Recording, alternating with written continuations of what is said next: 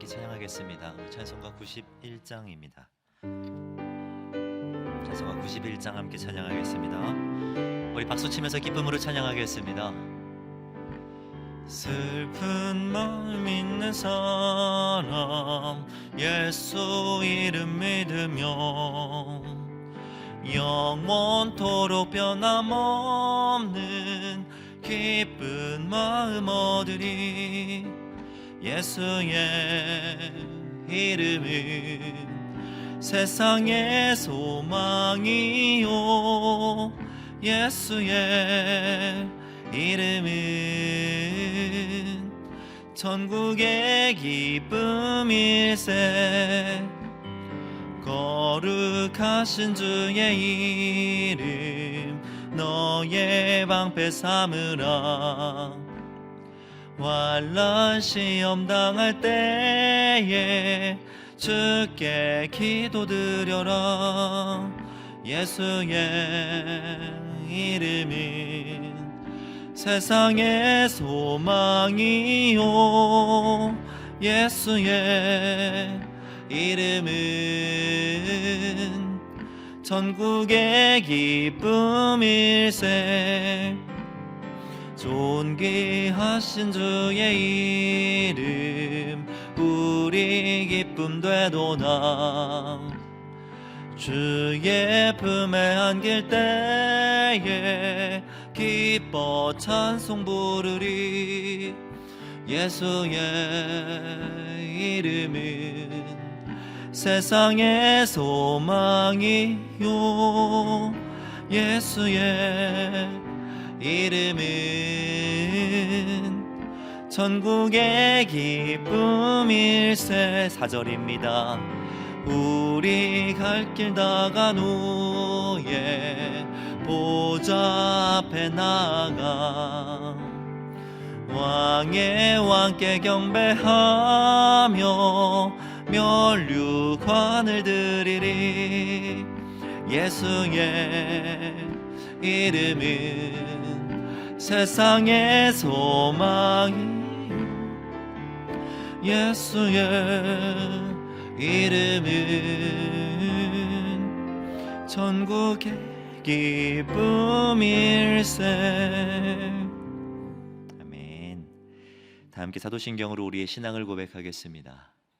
전능하사 천지를 만드신 하나님 아버지를 내가 믿사오며 그 외아들 우리 주 예수 그리스도를 믿사오니 이는 성령으로 잉태하사 동정녀 마리아에게 나시고 본디오 빌라도에게 고난을 받으사 십자가에 못 박혀 죽으시고 장사한 지 사흘 만에 죽은 자 가운데서 다시 살아나시며 하늘에 오르사 전능하신 하나님 우편에 앉아 계시다가 저리로서 산 자와 죽은 자를 심판하러 오시리라. 성령을 믿사오며 거룩한 공예와 성도가 서로 교통하는 것과 죄를 사하여 주시는 것과 몸이 다시 사는 것과 영원히 사는 것을 믿사옵나이다. 아멘. 찬송가 366장입니다.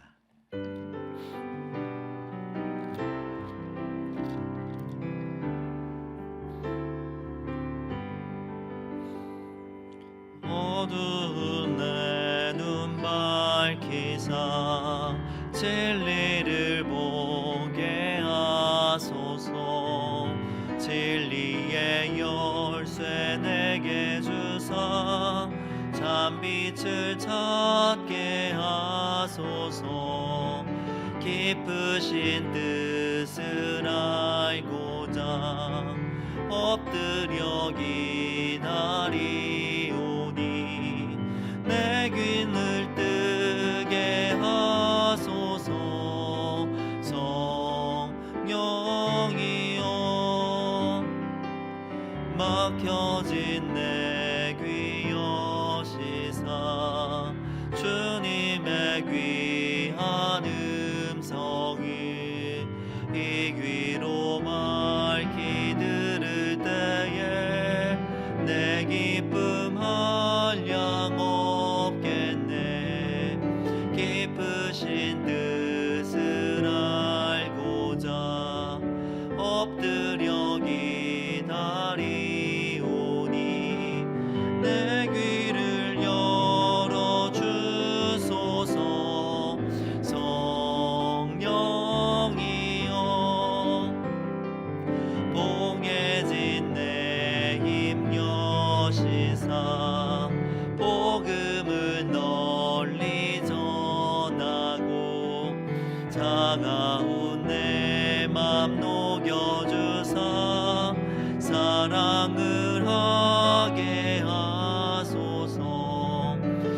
깊으신 뜻을 알고자 엎드려 기다리오니 내 입을 열어 주소서. 성령이여.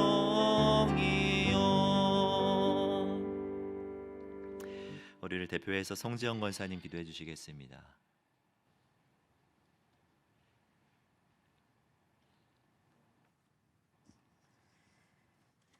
사랑하는 하나님, 오늘도 은혜를 감사드립니다. 우리들 여러 모양으로 각자의 삶의 자리에서 충실하게 하시고 이 시간 예배의 자리로 모이게 하시니 감사합니다. 이 땅에 살며 그리스도인의 정체성과 길을 잃어버릴 때도 있지만 그때마다 우리들을 말씀으로 인도하여 주시고 바로 세워주시는 은혜를 주시니 참으로 감사합니다. 지난해에 이어 올해도 계속되는 코로나 바이러스의 어려운 상황 가운데서도 시공간을 초월하여 예배를 드리며 하나님의 교회는 어떠한 경우에도 제약을 받지 않는다는 것을 확인하게 하시고 예배의 소중함을 일깨워 주셔서 감사합니다. 또한 공동체의 사명을 잊지 않게 하셔서 주 예수 그리스도의 교회를 말씀과 성령으로 세우고 은혜 안에 연단받고 선한 일에 진력하는 사랑방 공동체를 향하여 한 걸음씩 한 걸음씩 앞으로 나아가게 하심도 감사드립니다. 하나님, 성탄의 계절에 낮은 자의 모습으로 오신 주님을 묵상합니다. 주님의 낮아지심과는 전혀 무관한 모습으로 살고 있는 우리들은 아닌지 돌아보며 이 시간 회개합니다. 만왕의 왕 되신 예수께서 말구유에 오심은 한 영혼을 위한 당신의 비전을 성취하게 하시기 위함이었음을 생각합니다. 주님, 우리들 자신도 눈앞에 보이는 문제에 함몰되기보다 주님의 시선과 마음이 머무는 곳에 우리들의 시선과 마음을 두기를 원하며 오늘 우리가 할 수 있는 일들을 실천에 옮기며 살 수 있게 되기를 원합니다. 또한 우리 서울 홍성교회에 속한 많은 지체들이 가르치는 자들은 삶으로 가르치고 배우는 자들은 그 역할에 순종하며 서로 화평케 하는 자들로 살아낼 수 있게 되기를 소망합니다. 우리를 향한 주님의 뜻은 크고 대단한 것이 아니라 오늘 하루를 감사함으로 살아내고 기뻐하고 찬송하는 것임을 깨달아 알게 하셔서 이 세상 조류에 휩쓸려 가지 아니하고 피차 권면하고 서로 덕을 세우기에 힘쓰는 온 교회와 성도들이 되게 하여 주시옵소서. 이 시간에 목사님의 말씀을 듣습니다. 말씀을 준비하신 김현민 목사님에게도 귀한 은혜 허락하셔서 날마다 사역의 현장에서 기쁨이 넘치고 주님의 교회를 세워가는 데에 부족함이 없는 자로 영적인 통찰력과 사랑을 더하여 주시길 기도합니다. 또한 우리 성도들이 말씀을 깨닫고 적용할 때 주님의 십자가의 길이 무엇인지 끊임없이 분별하기 위해서 애쓰는 자들이 되게 하시고 악에 물든 것은 무엇이든지 내다버리며 오염되지 않게 되기를 소원합니다. 예배로 주님께 영광 돌리며 이 모든 말씀 예수님의 이름으로 기도합니다.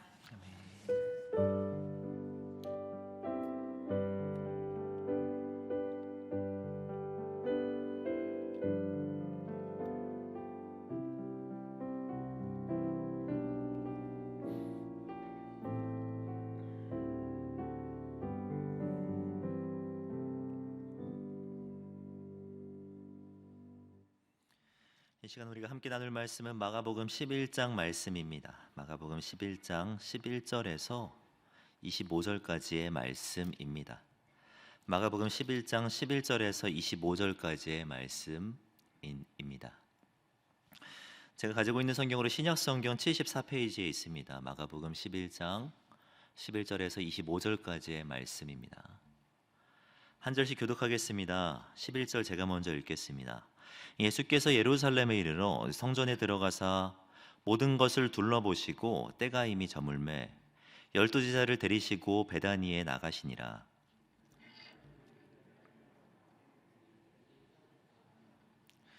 멀리서 잎사귀 있는 한 무화과 나무를 보시고 혹 그 나무에 무엇이 있을까 하여 가셨더니 가서 보신즉 잎사귀 외에 아무것도 없더라. 이는 무화과의 때가 아니니라.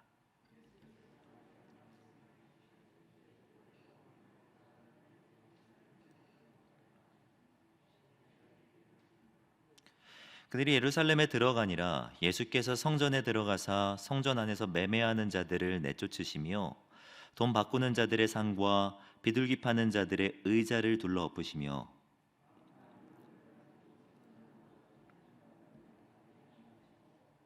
이에 가르쳐 이르시되 기록된 바 내 집은 만민이 기도하는 집이라 칭함을 받으리라고 하지 아니하였느냐. 너희는 강도의 소굴을 만들었도다 하시매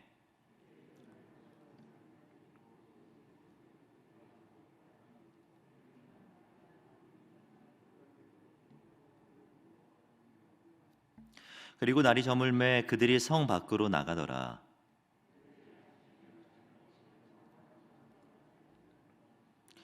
베드로가 생각이 나서 여짜오되 랍비여 보소서 저주하신 무화과 나무가 말랐나이다.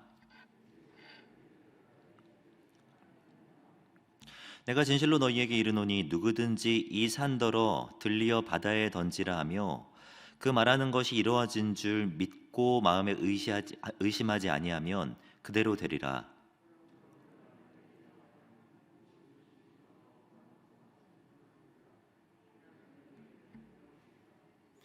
함께 읽겠습니다. 서서 기도할 때 아무에게나 혐의가 있거든 용서하라.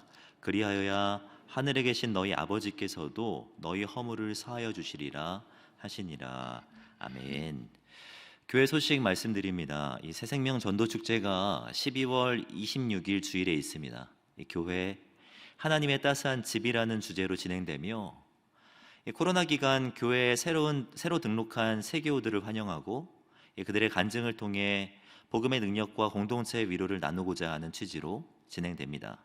미리 기도하시고 준비하셔서 많은 은혜와 열매가 있으시기를 바랍니다. 결혼 소식입니다. 53쌍 사랑방의 박형수 장로님, 312 사랑방의 신동욱 권사님의 장녀 박예본자매 결혼식이 오는 토요일 오전 12시 30분 노블란 렌티 대치점에서 있습니다. 많이 참여하셔서 축하해 주시기를 바랍니다. 장례 소식입니다. 고 김송자 권사님, 121 사랑방 박수용 권사님의 모친 되시며 강신규 장로님의 장모 되시는 김송자 권사님이 소천하셨습니다. 이 빈소는 동신병원 장례식장이고 천국 환송 예배가 내일 오전 10시 30분에 있습니다. 교회에서는 10시 10분에 출발하오니 이 어려운 시기 상을 당한 가정을 위해서 많이 기도해 주시기를 바랍니다. 교회 공동의 기도 제목을 가지고 함께 기도하겠습니다. 성탄의 계절에 예수님의 복음과 공동체의 사랑을 전도 대상자들과 나누게 하소서. 이 사랑방 교회를 위해 헌신한 마을장과 섬김이들이 위로와 축복을 누리게 하소서. 이 김요한 선교사님의 K국 선한 목자 훈련을 통해 중동 이슬람 지역에 교회를 세우는 용사들이 일어나게 하소서. 이 마지막으로 주님의 긍휼하심으로 이 코로나의 시련을 슬기롭게 극복하게 하소서. 이 네 가지 기도 제목 붙들고 함께 기도하겠습니다. 사랑과 내가 충만하신 하나님,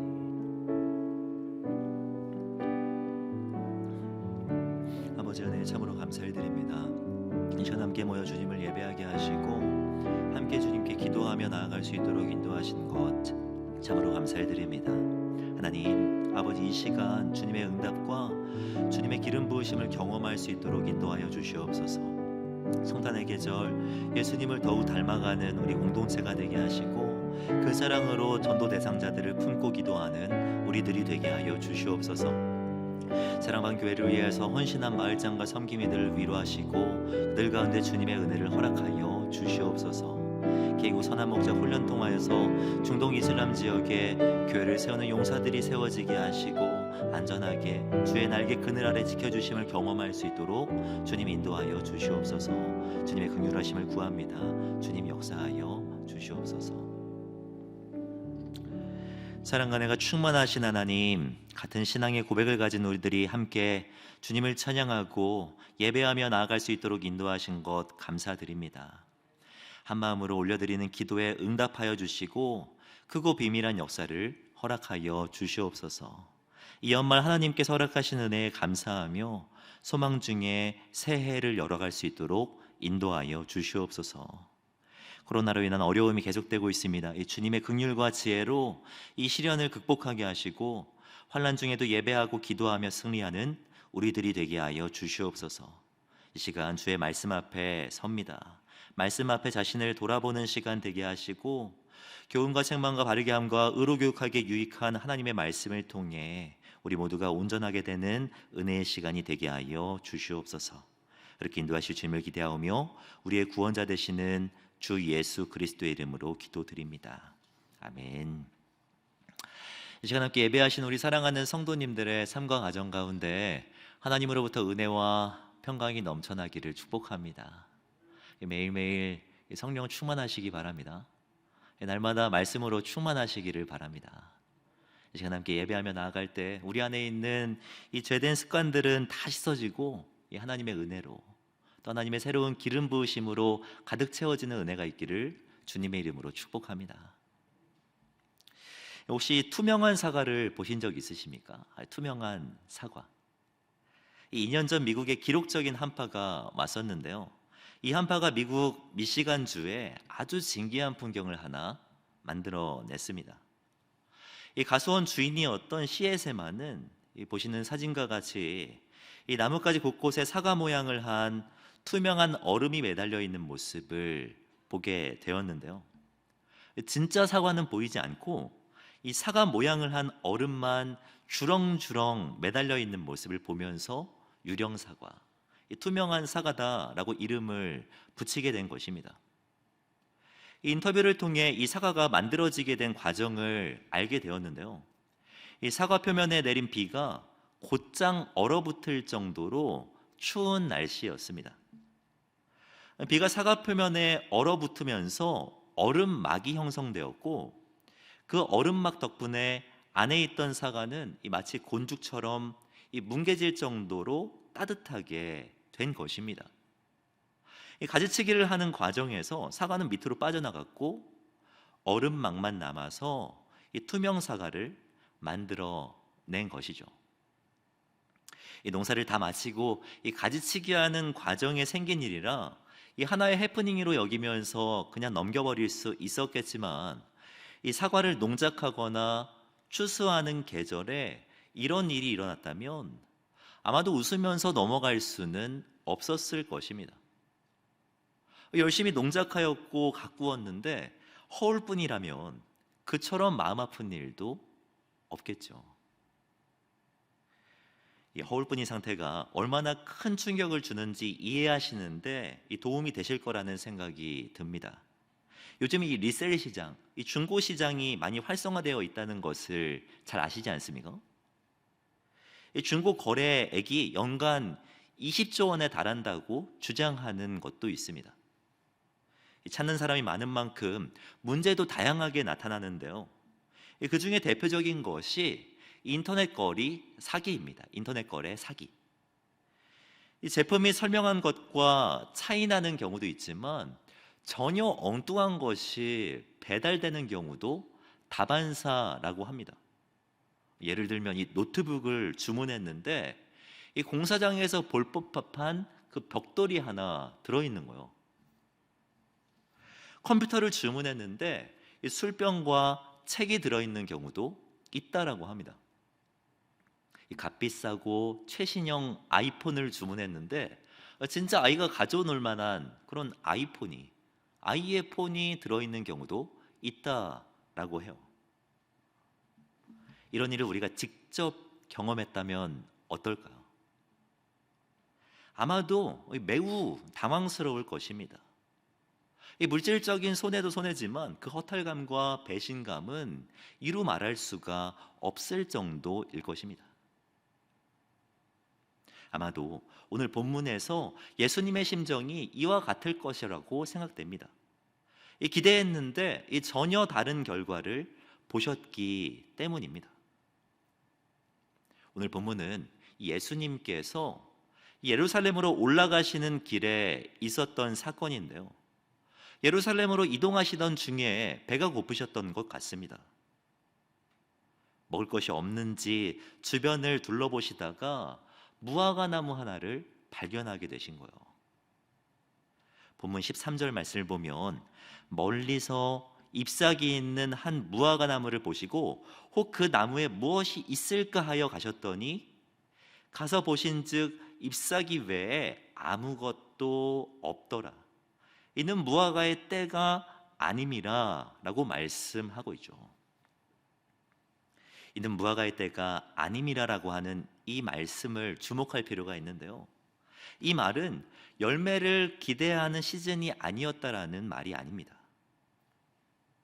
이스라엘의 무화과 열매가 가장 맛있는 시기는 6월에서 8월입니다. 그때는 아주 달콤하고 탐스러운 열매가 열리게 돼요. 이런 시기를 우리나라 말로 이 제철이다라고 표현하지 않습니까?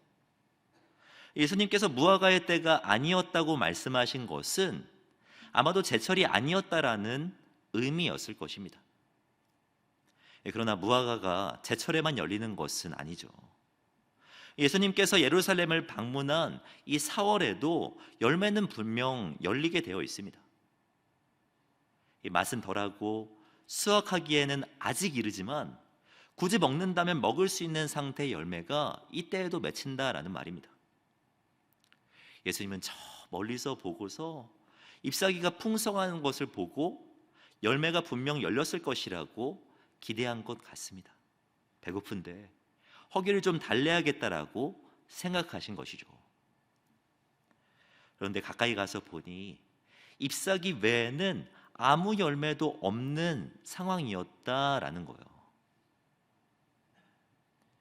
이어지는 말씀을 보면 예수님의 반응이 기록되어 있는데요, 이 14절 말씀을 보면 예수께서 나무에게 말씀하여 이르시되 이제부터 영원토록 사람이 내게서 열매를 따먹지 못하리라 하시니 제자들이 이를 듣더라 라고 말씀합니다.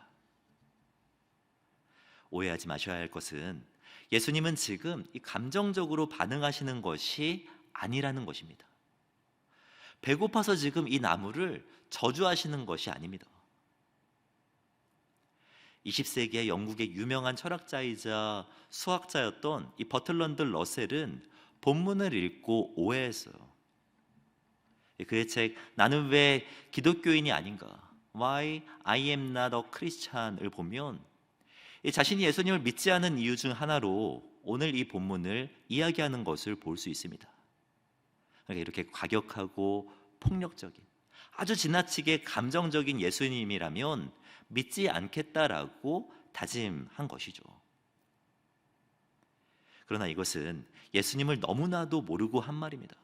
예수님을 극히 일부만 알고 이야기한 거예요.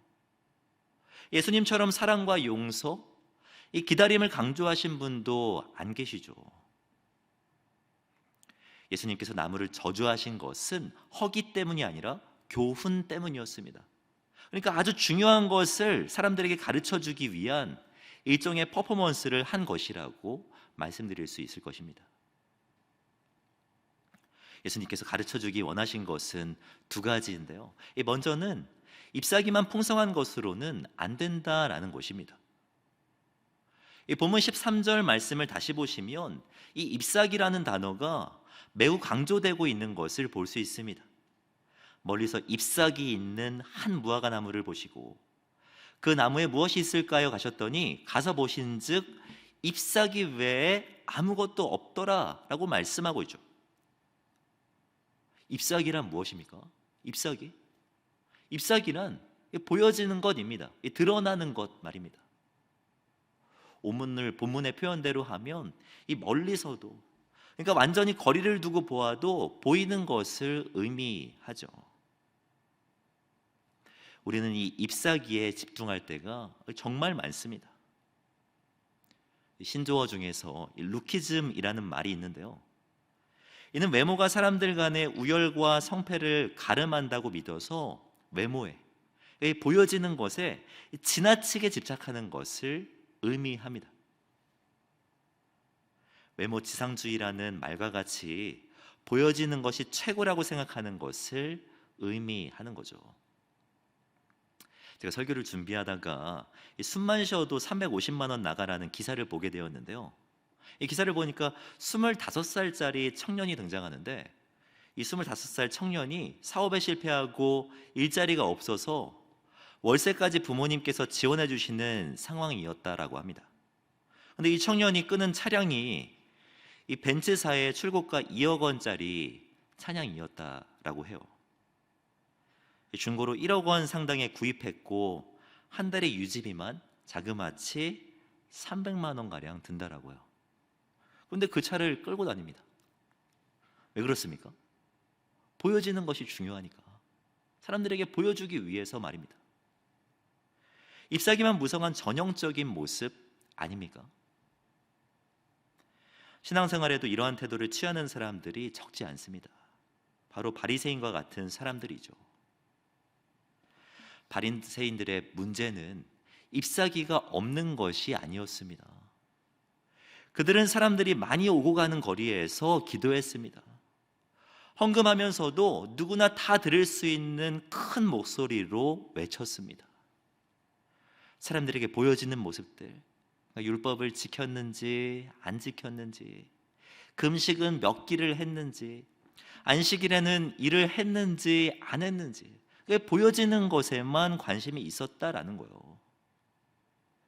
바리새인들의 문제는 잎사귀가 없는 것이 아니라 잎사귀만 무성했다라는 것이 문제였죠.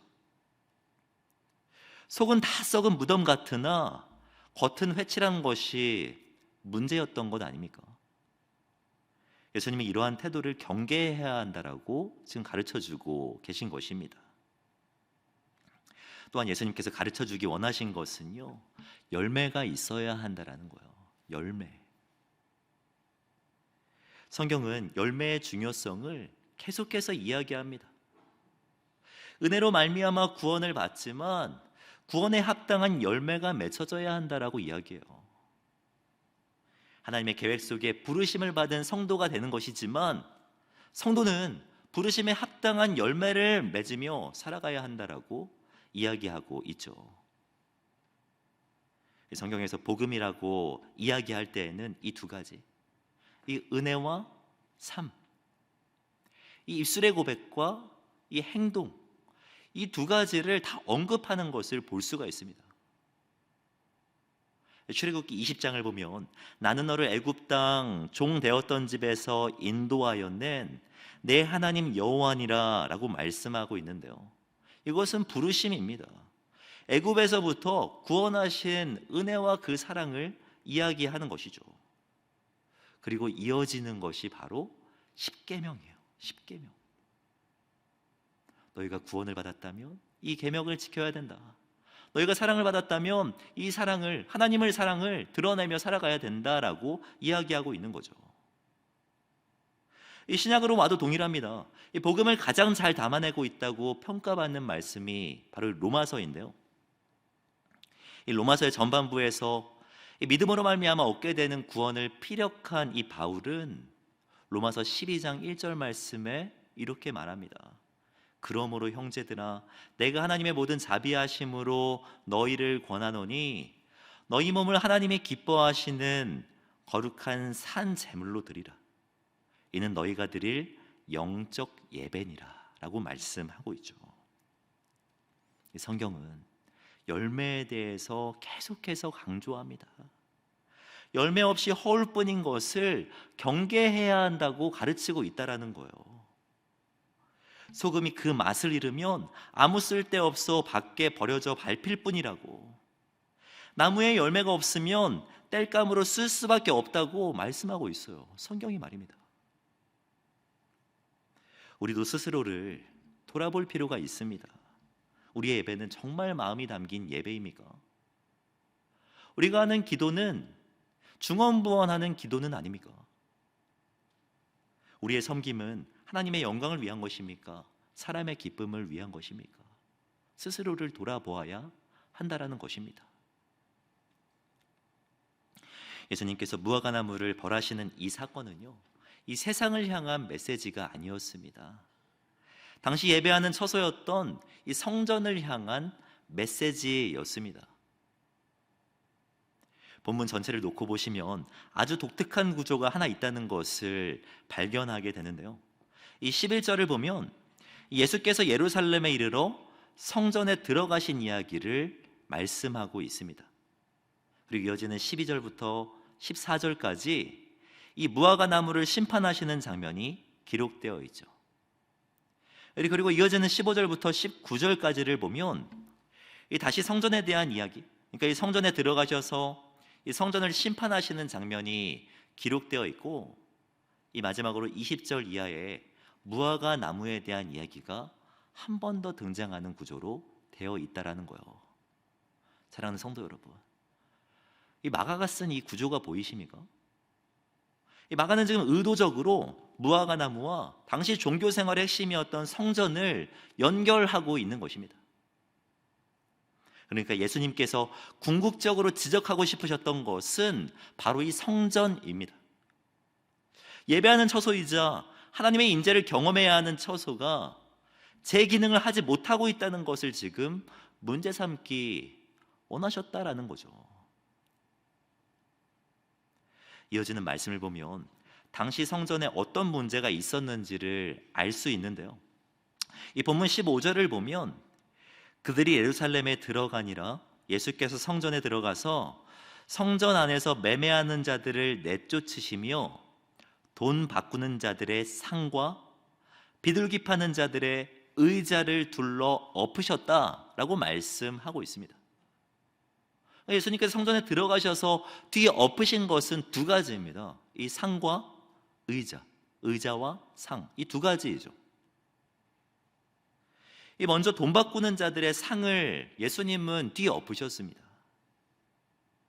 성전의 안팎에는 돈을 바꾸는 환전소가 있었는데요, 이는 디아스포라 유대인, 그러니까 이 타국에 살면서 이 절기가 되고 때가 되면 예루살렘에 와서 예배드려야 하는 유대인들을 위한 것이었습니다.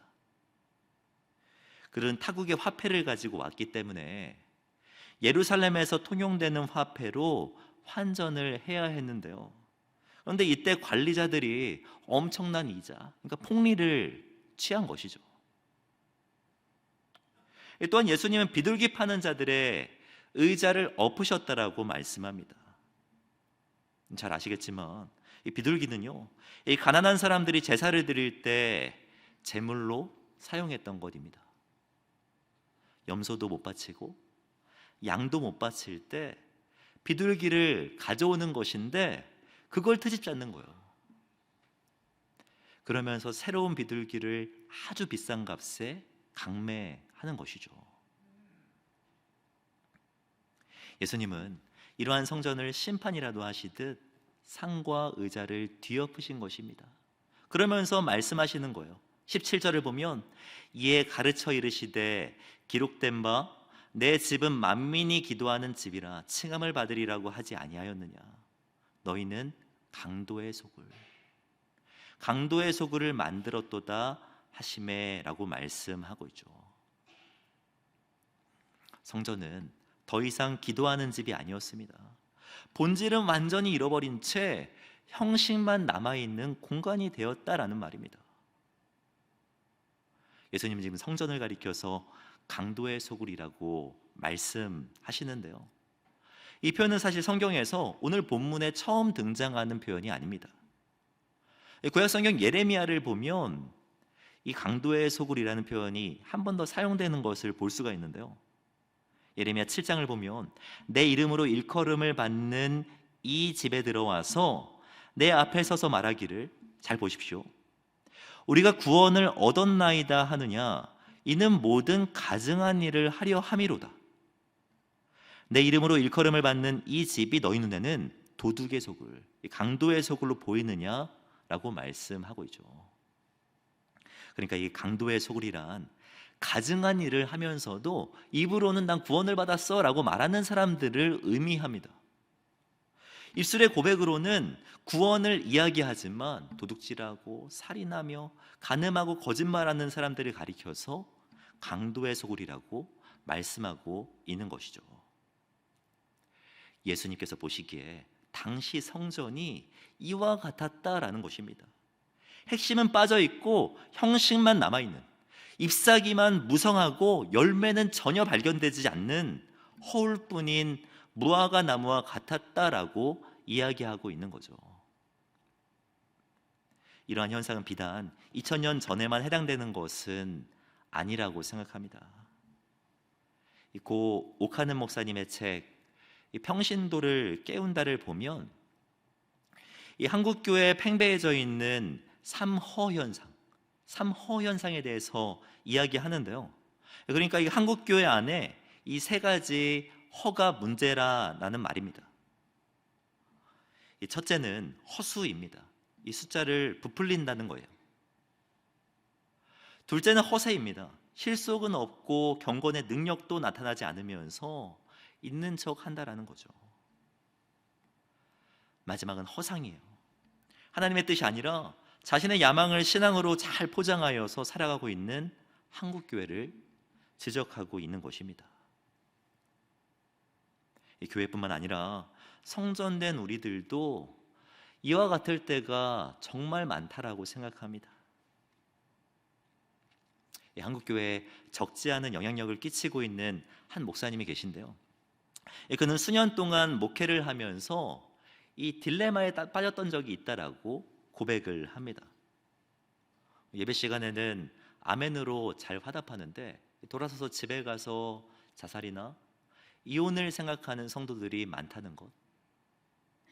이 교회에서는 권사님이신데 이 예비 며느리들의 혼수 문제에 하나하나 간섭하는 시어머니가 많은 것을 보면서 딜레마에 빠진 것이죠. 그러면서 책을 한 권 펴냈는데요. 그 책 제목이 정말 재밌습니다. 그 책의 제목이 무엇인 줄 아십니까? 아멘, 그 다음이 중요합니다 라는 책이에요. 아멘은 잘 하는데, 예배당에서는 고백을 잘 하는데 삶으로 이어지지 않는 성도들이 얼마나 많으면 책의 이름을 이렇게 지었겠습니까? 우리는 어떻습니까? 삶 속의 열매를 맺어가고 계십니까? 누군가 우리에게 열매를 기대할 때 건네줄 거룩한 열매가 있으십니까? 성경에서는 예수님을 포도나무에 비유하지만 저 개인적으로는 예수님을 생각하면 어렸을 때 읽었던 책 이 아낌없이 주는 나무가 생각납니다. 사과나무 한 그루가 한 인간에게 베푸는 아낌없는 사랑과 희생을 잘 그려낸 작품이죠. 어린 시절 나무 하나면 충분했던 소녀는 나뭇가지를 그네처럼 타고 나뭇잎으로 왕관을 만들면서 놀았습니다. 20살이 되자 소녀는 나무보다 돈이 더 필요했고 이 나무는 사과 열매를 팔아 돈을 마련해 줍니다. 40살이 되자 소녀는 집이 필요했고 나무는 집을 지으라고 가지를 잘라줍니다. 예순이 되자 소녀는 사업을 위해 배가 필요했고 이 나무는 자기 몸통을 내어줘요. 그리고 노년의 소녀는 결국 빈털터리가 되어서 돌아왔고 나무는 자신의 밑둥을 마지막으로 그 소년을 위해 내어주죠. 예수님은 이와 같이 아낌없이 주는 나무셨고 교회도 그러했습니다. 초기 한국 교회가 세워질 때만 해도 교회는 이 문맹 문제를 해결하는 데 앞장섰으며 학교와 병원 등 이 사회가 필요로 하는 것들을 채워주기 위해서 모든 것들을 쏟지 않았습니까? 여기에는 교회와 선교사님들의 아낌없는 헌신이 있었다라고 생각합니다. 루비 캔드릭 선교사의 묘지에 새겨진 유명한 고백 잘 아시지 않습니까? 아주 유명한 고백이죠. 만약 저에게 1000개의 생명이 있다면 그것들 모두를 한국을 위해 기꺼이 바치겠습니다. 아낌없이 주는 나무였습니다. 모든 것을 쏟아 부었습니다. 그러나 요즘 교회를 보면 정말 죄송하지만 아낌없이 주는 나무가 아니라 정말 아끼면서 주는 나무와 같다라는 생각이 들 때가 많습니다. 가끔 목회 사역하는 분들과 만나서 이야기할 기회가 있는데요. 교회마다 섬길 사람이 없어서 정말 어렵다라고 합니다. 교사, 섬김이 찬양팀으로 섬길 사람을 찾느라 교육자들이 연말마다 아주 힘들다라고 말을 해요. 섬기는 사람이 없어서가 아니에요. 섬기긴 섬기는데 아끼면서 섬기죠. 계산하면서 섬기기 때문인 것입니다. 전 요즘 다음 세대 그리고 청년들을 맡아서 사역하면서 정말 진심으로 두려울 때가 있습니다. 지금보다 시간이 더 지나게 되면 교회가, 그리고 우리 성전된 우리가 아끼면서 주는 나무도 아니라 아무것도 못 주는 나무가 되지 않을까라는 생각이 들기 때문입니다. 아무것도 못 주는 나무.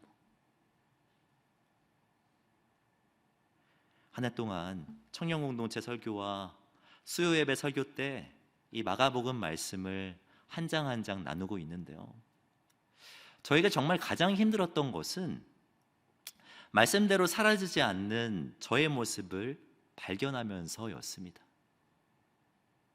삶으로 증거하는 설교자가 되고 싶은데, 입술의 고백뿐만 아니라 이 삶으로 드러내는 목회자가 되고 싶은데 그거 자체가 너무나도 힘든 것이죠. 제가 대단한 죄를 지어서가 아닙니다. 엉망으로 살았다라는 말이 아니에요. 마가복음 말씀을 묵상하다 보니 예수님께서 우리에게 요구하시는 것이 우리가 생각하는 것 이상으로 훨씬 더 깊이 있는 것일 수도 있겠다라는 생각이 들었기 때문이에요. 마가복음 8장 이후로 예수님은 이 십자가에 대해서 가르쳐 주시고 실제로 이 십자가 지시는 사건이 기록되어 있거든요. 근데 예수님은 제자들에게 십자가에 대해서 가르쳐 주시면서 분명하게 이렇게 말씀하셨어요. 무리와 제자들을 불러서 이르시되 누구든지, 그러니까 모든 사람들이 한 사람도 예외 없이 나를 따라오려거든 이 자기를 부인하고 자기 십자가를 지고 나를 따를 것이니라 라고 말씀하고 있습니다. 사랑하는 성도 여러분, 이 말은 적당한 헌신을 요구하는 것이 아닙니다. 기호에 맞는 순종도 아니에요. 자기를 부인하라는 이 말은 내가 원하는 것인데, 너무나 하고 싶은 것인데 하나님의 뜻이 아니면 하지 않아야 된다는 거예요. 반대로 십자가를 지라는 것은 하기 싫은데, 이건 정말 내 목에 칼이 들어와도 못할 것 같은데, 그런데 하나님의 뜻이라면 하는 것을 말하는 것입니다. 저는 이 말씀을 묵상하고 설교를 준비하면서 정말 많은 찔림을 받았습니다. 나는 과연 자기를 부인하며 자기 십자가를 지고 있는가? 스스로 질문을 던져보았을 때 선뜻 대답이 나오지 않았기 때문입니다. 계산해요. 저도요. 할 수 있는 것만 합니다. 적당한 선에서만 헌신하고 희생하는, 아끼면서 주는 전형적인 모습이 제 안에 있더라고요. 성도님들은 어떠십니까? 스스로를 돌아보시기를 바랍니다. 아낌없이 주는 나무이십니까? 아끼면서 주는 나무이십니까? 혹시 아무것도 못 주는 나무는 아니십니까? 우리 주님은 아낌없이 주는 나무셨습니다. 예수님께서 섬기기 위해 이 땅에 오셨습니다. 일평생을 살아가시면서 병자들을 치유하고 눈먼 자를 다시 보게 하는 일에 헌신하셨습니다.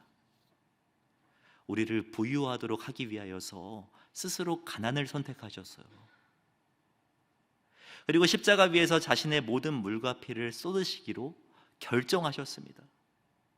그리고 예수님은 지금 골고다로 오르는 그 길에서, 예루살렘으로 입성하는 그 길에서 제자된 우리들과 교회를 향하여서 질문을 던지고 계신 것입니다. 너희들은 열매를 맺고 있니? 배고프신 예수님을 웃게 할 만한 열매가 너희 안에는 있니? 헌신과 섬김, 사랑과 용서의 열매를 맺어가고 있니? 우리 한 사람 한 사람에게 질문하고 계시는 것입니다. 이 질문에 대답할 수 있는 우리 교회가 되셨으면 좋겠습니다. 아낌없이 줄 수 있는 자유와 넘치도록 건넬 수 있는 여유가 있었으면 좋겠습니다. 복음은 입이 아니라 열매로 아는 것입니다. 예수님의 제자로 마땅히 맺어야 할 열매를 맺어가심으로 하나님과 이웃에게 기쁨이 되시는 우리 저와 성도님들이 되시기를 주님의 이름으로 축복합니다. 기도하겠습니다. 사랑과 은혜가 충만하신 하나님 감사합니다. 이 말씀으로 은혜 주시고 결단으로 나아갈 수 있도록 인도하신 것 감사합니다. 아무것도 줄 수 없었던 나무와 같지 말게 하시고 아낌없이 주는 나무, 열매 맺는 무화과 나무가 될 수 있도록 인도하여 주시옵소서. 주님 가신 길을 따라가는 자들이 되게 하시고 삶의 풍성한 열매로 하나님께 영광이요 이웃에게 기쁨이 되는 우리들이 되게 하여 주시옵소서. 그렇게 인도하실 주님을 기대하오며 주 예수 그리스도의 이름으로 기도드립니다. 찬송가 452장 함께 찬양하겠습니다.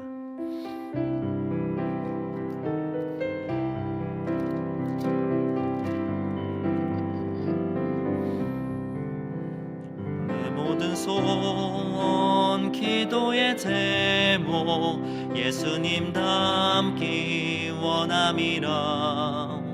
예수님 형상 나 입기 위해 세상에 보았기 전에 예수님 닮긴 내가 원하네. 날 구원하신 예수님이 내 마음속에 지금 고도사 주님의 영상 인치소서. 무한한 사랑 풍성한 긍휼 슬픈 자 위로하시는 주. 길 잃은 죄인 그 영상 담게 하옵소서. 예수님 닮긴 내가 원하네. 날 구원하신 예수님이 지금 고도사 주님의 영상 인치소서. 겸손한 예수 거룩한 주님 원수의 멸시 참으시사 우리를 위해 고난받은 구주를 담게 하옵소서. 예수님 닮긴 내가 원하네. 날 구원하신 예수님이 지금 고도사 주님의 영상 인치소서. 시간 기도하며 나아갈 때 말씀을 기억하면서 기도했으면 좋겠습니다. 우리의 소원, 우리의 기도 제목은 무엇입니까?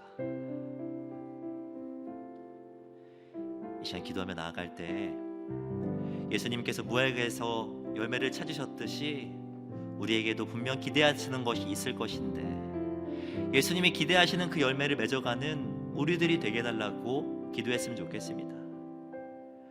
더욱 사랑하기를 원하실 것이고 기도하기를 원하실 것입니다. 할 수만 있다면 모든 사람과 화평을 이루며 용서하며 살아가기를 원하실 것입니다. 이 찬양의 가사와 같이 예수님을 닮아가는 우리들이 되게 하여 주시옵소서. 어제보다 오늘도 오늘보다 내일도 주님을 사랑하고 주님을 닮아가는 열매 맺는 나무들이 되게 하여 주시옵소서. 이 마음 주님 앞에 올려드리면서 함께 기도하며 나가겠습니다. 기도하겠습니다. 사랑과 은혜가 충만하신 하나님 아버지 은혜에 감사를 드립니다. 말씀을 통하여서 우리 한 사람 한 사람 돌아보게 하시고 결단함으로 말씀을 붙들므로 나아갈 수 있도록 인도하신 것 참으로 감사를 드립니다. 하나님 사랑하는 현장 가운데에서 자신을 부인하고 십자가를 지며 매일의 삶을 살아갈 수 있는 우리 모두가 되게 하여 주시옵소서. 우리에게 분명 원하시는 열매들이 있을 터인데 그 열매를 맺어가기를 소원합니다. 사랑의 열매, 섬김의 열매, 희생의 열매, 용서의 열매를 매일매일 맺어갈 수 있는 우리들이 될 수 있도록 인도하여 주시옵소서. 열매 맺지 못한 나무, 아끼면서 주는 나무가 아니라 주님을 닮아 아낌없이 헌신하고 섬기는 그런 나무들로 그렇게 매일매일 살아갈 수 있는 우리들이 되게 하여 주시옵소서. 주님을 더욱 닮아가게 하여 주시옵소서. 사랑과 내가 충만하신 하나님 감사합니다. 우리를 십자가로 구원하시고 주님의 사람 되게 하신 은혜에 감사드립니다. 성령 충만하게 하여 주시옵소서. 매일매일 주님의 말씀으로 충만하게 하여 주시옵소서. 우리의 소원 기도의 제목이 예수님을 닮아가는 것이라고 고백하는 우리들이 되게 하여 주시옵소서. 하나님의 형상을 닮아가게 하시고 우리를 위해 고난을 받으신 구주를 따라 살아가는 우리들이 되게 하여 주시옵소서.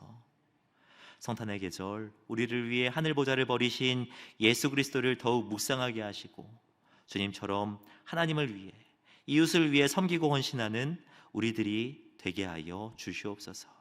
이렇게 인도하실 주님을 기대하오며 이 모든 말씀 주 예수 그리스도의 이름으로 기도하오며 지금은 우리 주 예수 그리스도의 은혜와 하나님의 사랑과 성령님의 교통하심이 이 시간 주님을 따라 삶의 열매를 맺으며 삶의 결단으로 주님의 기쁨이 되기를 소원하는 우리 사랑하는 성도님들의 머리 위에 가정과 교회 위에 지금으로부터 영원까지 함께 있을지어다.